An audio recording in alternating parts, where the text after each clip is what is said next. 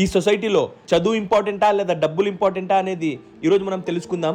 ఈ బుక్ వెనకాల 500 రూపాయలు ఉన్నాయి, అలాగే నా చేతిలో 100 రూపాయలు ఉన్నాయి. ఎవరైతే చదువును చూస్ చేసుకుంటారో వాళ్ళకి 500 వస్తాయి, ఎవరైతే డబ్బును చూస్ చేసుకుంటారో వాళ్ళకి 100 రూపాయలు వస్తాయి. పదండి చూసేద్దాం. మీకు చదువు కావాలా లేదా డబ్బు కావాలా? అన్నా నాకు డబ్బే కావాలి. చదువు చూస్ చేసుంటే మీకు 500 వచ్చేది. మీకు చదువు కావాలా లేదా డబ్బు కావాలా? డబ్బే కావాలి. చదువు చూస్ చేసుంటే మీకు 500 వచ్చేది.